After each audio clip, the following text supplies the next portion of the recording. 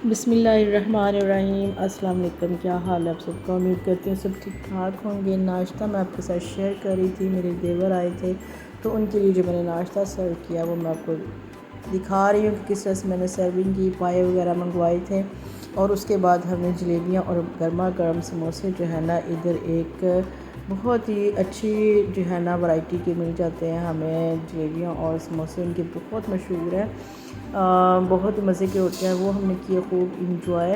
और उसके बाद मैं आपके साथ रेसिपी शेयर करूँगी। रेसिपी कोई ख़ास नहीं है, मैं बनाने लगी हूँ मटन का सालन। मटन के सालन के लिए मैंने फ्रीज़ किया हुआ था मटन को, तो उसको मैंने कुकर में डाल के बाकी मसाले जो है ना, प्याज, टमाटर, अदरक लहसुन का पेस्ट वगैरह ऐड कर दिया और कुटी लाल मिर्च और थोड़ी सी काली मिर्च और नमक, बस ये चीज़ें डाल के जो है ना मैं कुकर लगा दूँगी। और उसके बाद की रूटीन जो है ना वो भी मैं सारी आपके साथ शेयर करूँगी कुकर लगा के, क्योंकि आज है जुमेरात। तो मियाँ साहब जो मेरे हैं ना वो शब जुमा जाते हैं, तो उनके लिए बनाना होता है कभी कभी खाना। तो फिर मैं तसल्ली से बनाती हूँ, हल्की आँच में मैंने रख दिया और उसके बाद मैं घर के कामों की तरफ लौट आई हूँ। मैंने काफ़ी अर्सा हो गया, कभी कभी ऐसा होता है कि ना आप कोई चीज़ लेके आए ना, ये बेडशीट मैं बड़ी देर की लेके आई थी लेकिन अभी तक मैंने यूज़ नहीं की थी, तो मैंने सोचा कि आज मैं इनको खोल के देखती हूँ। मुझे ये था कि ये मैं सिंगल लेके आई हूँ, लेकिन जब मैंने कहा अगर सिंगल है ना तो मैं इनको दरमियान में से सिलाई करके ना डबल बेडशीट बना के ना तो यूज़ कर लेती हूँ। लेकिन जब मैंने खोल के देखी ये चैनवन की थी और बहुत ही कलर भी मुझे इनके अच्छे लगे थे, तो वो मैंने देखा तो वो डबल ही बेडशीट थी, मुझे सिलाई नहीं लगानी पड़ी। तो उसके बाद वो काम निपटाने के बाद मैं आई अपने सालन की तरफ। देखा मैंने आकर तो सालन जो है ना मेरा कुकर मैंने ओपन कर लिया था और मसाले की इसमें मुझे ऑयल बिल्कुल भी यूज़ नहीं करना पड़ा, क्योंकि इसमें ऑलरेडी जो है ना इतनी चर्बी वाला ये गोश्त था ना, तो उसका अपना ही इतना ऑयल निकल आया था, जिस तरह से कुर्बानी वाले गोश्त में से अक्सर हो जाता है। उसमें भी बहुत कम जो है ना हम ऑयल यूज़ करते हैं। उसके बाद मैं मेथी दाना और कलवंजी का इस्तेमाल करती हूँ सादे पानी के साथ। जब भी टाइम मिले ना किचन में मुझे याद आ जाए तो फिर जो है ना मैं एक स्पून जो है ना इसका ले लेती हूँ। तो सालन की मैं बस थोड़ी सी भुनाई करके तो इसमें थोड़ा सा शोरबा ऐड करूँगी, बना लूँगी। इसमें पानी डाल के ना थोड़ा सा शोरबा बना लूँगी, तो ये फिर हल्की आँच पे जो है ना तैयार हो जाएगा उनके जाने तक। और दोपहर का लंच है वो भी हम इसी से कर लेंगे, तो मियाँ साहब खाना खाने के बाद चले जाएंगे। तो ये इस तरह से मैंने 3-4 हरी मिर्चें जो है ना वो ऐड कर दी हैं और साथ में धनिया भी मैं साथ ही डाल दूँगी और फिर पानी डाल के हल्की आंच पे इसको मैं रख के तो इसका जो है ना शोरबा रेडी हो जाएगा। तो पिछले व्लॉग में मैंने आपके साथ शेयर की थी कि थोड़ी परेशान थी मैं कि बच्ची का मसला, दुआ कीजिएगा। तो मैं जुमे की रूटीन आज जुमेरात से नेक्स्ट डे जो जुमे की रूटीन है उसमें मैं आपको बताऊंगी, दिखाऊंगी कि किस तरह से मैं जुमे की रूटीन में जो है ना मैंने क्या क्या पढ़ना होता है। मैंने सलातुल तस्बीह जो है ना वो लाजमी मैंने पढ़नी होती है हर जुमे को।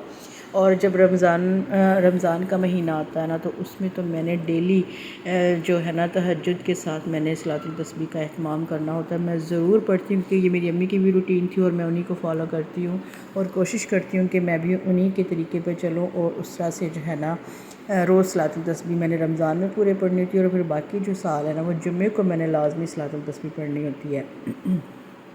तो ये सलातुल तस्बीह के बाद मैंने कुछ तस्बीहात हैं वो करनी होती हैं, क्योंकि जुमे का दिन जो है ना हमारा ईद नुमा दिन होता है, इसका हमें ख़ास एहतमाम करना चाहिए और जुमे की तैयारी जो है ना वो जुमेरात से ही शुरू कर देनी चाहिए। तो सलातुल तस्बीह और नवाफ़िल वगैरह पढ़ने के बाद मैं हाजत की नफल पढ़ती हूँ, सलातुल शफ़ा की नफल पढ़ती हूँ, अल्लाह बच्चों को शफ़ा दे, और इस्तग़फ़ार की नफल पढ़ती हूँ। फिर उसके बाद चाश्त की नफल पढ़ती हूँ। अक्सर जो है ना जुमे वाले दिन मैं सलातुल तस्बीह चाश्त की नमाज़ के साथ पढ़ती हूँ और चाश्त की नमाज़ का जो है ना उसका अपना ही सवाब है बहुत ज़्यादा। तो ये मैं आपको रूटीन दिखा रही थी कि किस तरह से मैं सूरह काफ से शुरू करती हूँ, जितनी भी ये सारी सूरतें आती हैं ना सूरह नास तक वो मैं सारी पढ़ती हूँ। उसके बाद जो है ना जितनी भी दुरूद पाक आती हैं वो मैं सारी पढ़ती हूँ, जितनी भी दुरूद पाक, और ये मेरी डेली की रूटीन है। लेकिन जुमे वाले दिन सूरह काफ और कुछ जो दुरूदें और दुआएं जो है ना वो भी शामिल हो जाती हैं। तो मेरा तकरीबन घंटा पूरा जो है ना वो सारापन सूरा जो है ना पढ़ने में लग जाता है। और ये सारी दुआएं जो है ना दिन का वजीफ़ा जो होता है जुमे का वो भी पढ़ना होता है। और डेली रोज़ जब अपन सूरे के साथ डेली जो दिन वाला वजीफ़ा इसमें दिया हुआ है जो दुआ है वो भी मैं लाजमी पढ़ती हूँ।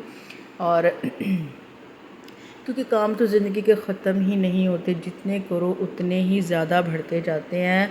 अल्लाह ताला ने जिस तरह से फरमाया कि इंसान अगर तू मेरी याद से गाफिल हो जाएगा तो मैं तुझे दुनिया के कामों में इतना उलझा दूँगा कि फिर तो दुनिया के कामों में उलझ के रह जाएगा। ये है कि हमें दुनिया की रूटीन तो ज़ाहिर एक बिज़ी रूटीन है, और एक माँ की घरेलू वाइफ हाउस वाइफ जो है ना उसकी रूटीन बहुत टफ़ है।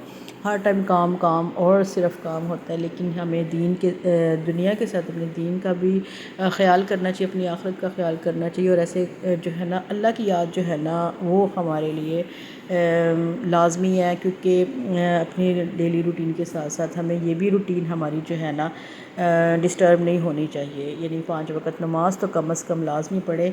और जो तिलावत कुरान पाक है फ़जर के वक्त उसका बहुत ज़्यादा अल्लाह ताला ने कुरान पाक में भी फरमाया कि फ़जर के बाद का जो कुरान पाक है उसमें फ़रिश्तों की हाज़िरी होती है। तो वो फ़जर के बाद के जो है ना कुरान पाक की बहुत अहमियत आई है। और तहज्जुद के नवाफिल जो है ना वो भी बहुत ज़रूरी है। लेकिन वो सिर्फ़ मैं रमज़ान में ही पढ़ती हूँ, कोशिश करती हूँ लेकिन नहीं पढ़े जाते रोज़ जो है ना। बस बाकी जो है ना कोशिश करती हूँ कि 5 वक़्त की नमाज़ जो है ना वो लाजमी हो। तो फिर बच्ची के लिए मुझे मंजिल किसी ने बताई थी कि वो आप रोज़ पढ़ के तो उस पर फूंक वगैरह भी मारें और पानी पे दम करके तो उसके छींटे वगैरह पूरे घर के चारों कोनों में, और ये सारा तो मैं रोज़ जो है ना अब ये भी पढ़ के तो उस पर दम कर देती हूँ। और दुआ कीजिएगा कि अल्लाह ताला अपनी रहमत और बरकत से मंजिल की तवस्सुल से अल्लाह पाक जो है ना इसके सवाब से बच्ची को शफा अता फरमा दे।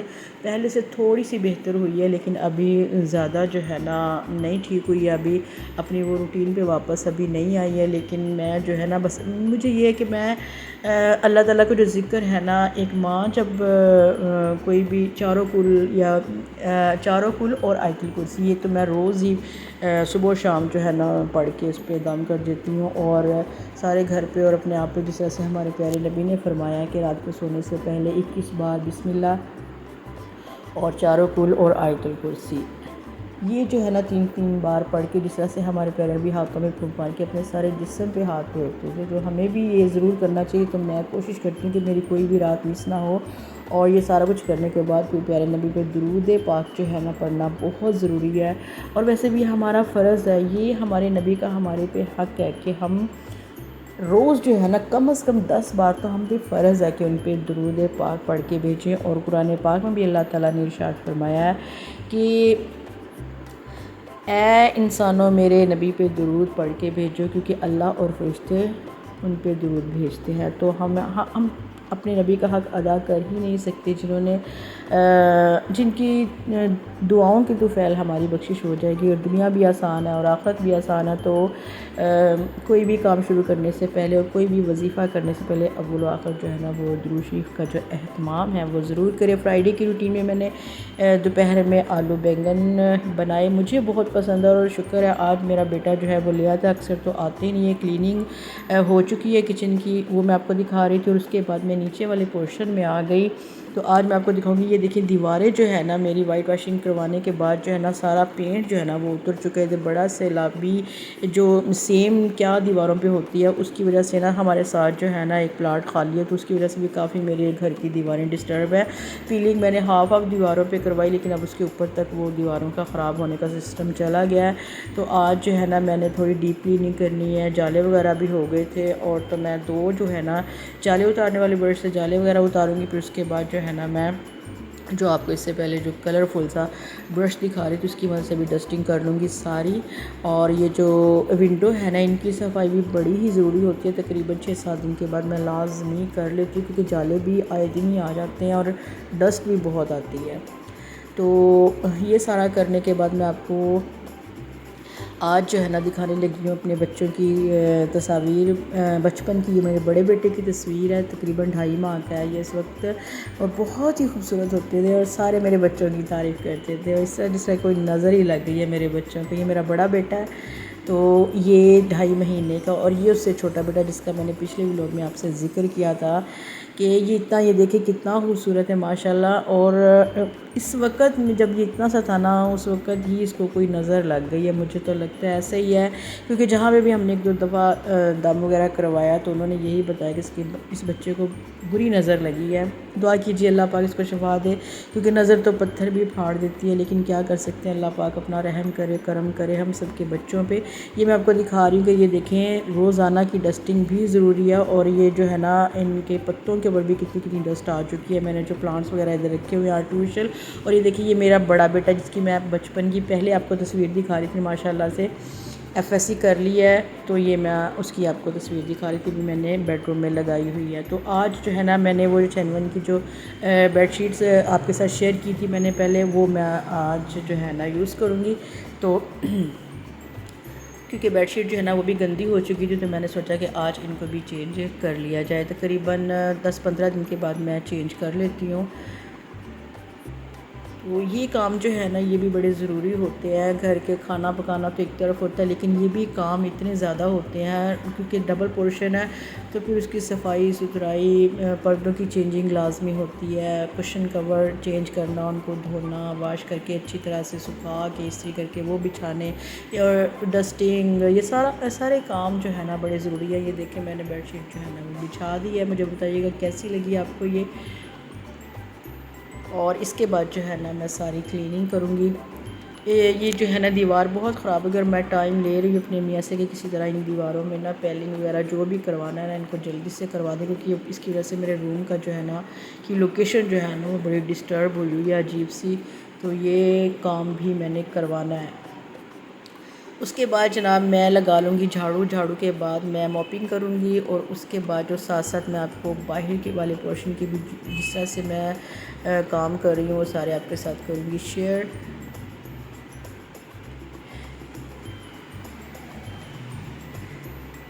जितनी ज़्यादा यानी कि सफाई होना, ये पत्थर उतना ही अच्छा लगता है। इसकी क्लीनिंग बहुत ज़रूरी होती है कि थोड़े से भी धूल डस्ट आ जाए ना फ्लोर पे तो बहुत अजीब सा लगता है। तो ये टीवी लॉन्च में मैं आ चुकी हूँ। मैंने जो है ना इधर मैंने जो अपना 2 सीटर रखा हुआ है तो उसकी मैं सेटिंग करूँगी, और साथ में जो है ना एक चारपाई भी इधर बिछाई हुई है, और उसके बाद मैं इस ब्रश की मदद से जो है ना सारी दीवारें वगैरह और विंडोज़ वगैरह और सीनरियाँ वगैरह जो मैंने ऊपर लगाई है, क्लॉक, ये सारी जो है ना मैं डस्टिंग कर लूँगी इनकी आज।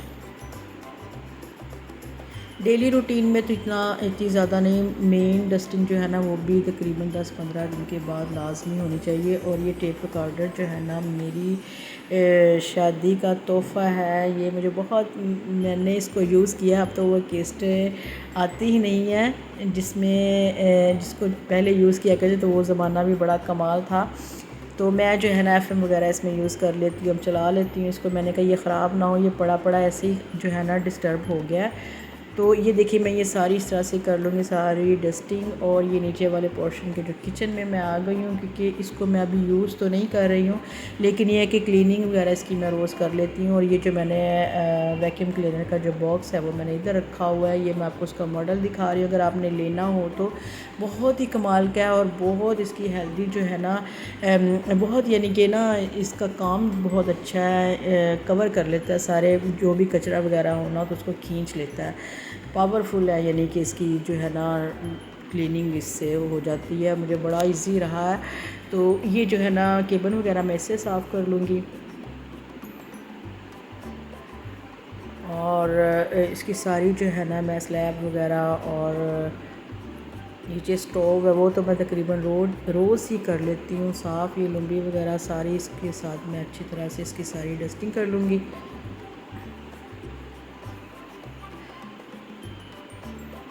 बहुत मुश्किल से एक औरत को टाइम निकालना पड़ता है अपनी ज़ात के लिए, और यकीन कीजिए इतनी बिज़ी लाइफ है। ये मैं आपको ड्राइंग रूम की हालत दिखा रही हूँ कि क्या हुई है। अभी इसकी मैं ये सारी चीज़ें वगैरह उठाऊँगी और हर चीज़ अपनी जगह पे रख के तो इसकी मैं क्लीनिंग करूँगी।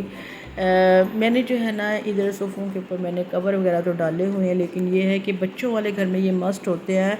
मुझे इस तरह से अच्छे भी नहीं लगते, लेकिन मेरे जो ड्राइंग रूम की जो हालत है ना वो बस इसी तरह से, आधा ड्राइंग रूम और आधा बेडरूम बना हुआ है एसी की वजह से, क्योंकि इधर सारे फिर लेटते हैं, इधर ही खाना वगैरह भी बाज़ का तो खा लेते हैं तो सारा। और ये टेबल जो है ना इसके ऊपर वाली शीट जो है ना वो ख़राब हो गई है, मैंने इसको वॉश किया तो मेरे से फट गई, तो मैं सोच रही हूँ कि नहीं लेके आऊँ। इसका शीशा जो है ना इसके ऊपर बहुत ही साथ चिपका हुआ और इसके नीचे से डस्ट मैं साफ़ नहीं कर पा रही, और इतना हैवी है कि मेरे से उठाया भी नहीं जाता। तो मैं सोच रही हूँ कि इसको ना सही करवाऊँ कि ये शीशा थोड़ा ऊपर करवा के ना, तो ताकि नीचे से भी इसकी डस्टिंग वगैरह हो जाए। इस तरह से मैंने इसको सेट करवाना है। और ये मैं ऊपर वाले बेडरूम में आ गई थी, तो इसके ऊपर मैं ये वाली जो है ना बेडशीट चेंज करूँगी, क्योंकि ये भी गंदी हो गई थी, तो इसको मैं चेंज करके ये भी सारे कवर वगैरह वॉश करने हैं। और ऊपर मेरी जो है ना वॉशिंग मशीन भी चल रही है, साथ साथ तीसरी मंजिल पे वॉशिंग होती है, और नीचे वाले बेड, उससे नीचे वाले पोर्शन में कुकिंग भी होती है, और क्लीनिंग ज़्यादातर टाइम ऊपर वाले पोर्शन में गुजरता है। और फिर नीचे वाले पोर्शन में जो है ना गर्मियों में नीचे ड्राइंग रूम में सारे सो जाते हैं, और नीचे ज़्यादा फिर सोने वगैरह का, रात को रेस्ट करने का जो है ना काम वो नीचे वाले पोर्शन में होता है। और चने और चावल फिर मैंने बनाए, और इसको मैंने किया था खा के खूब इंजॉय, मेरा यही तक का था आज का भी। लोग मुझे बताइएगा आपको कैसा लगा मेरी रूटीन, मेरी बिज़ी रूटीन और मेरी जुमे की रूटीन आपको कैसी लगी, ज़रूर मुझे बताइएगा। अपनी दुआ में मुझे याद रखिएगा, दुआ कीजिए, दुआ लीजिए, यही है एक मुसलमान मोमिन का काम। ओके, अल्लाह हाफिज़।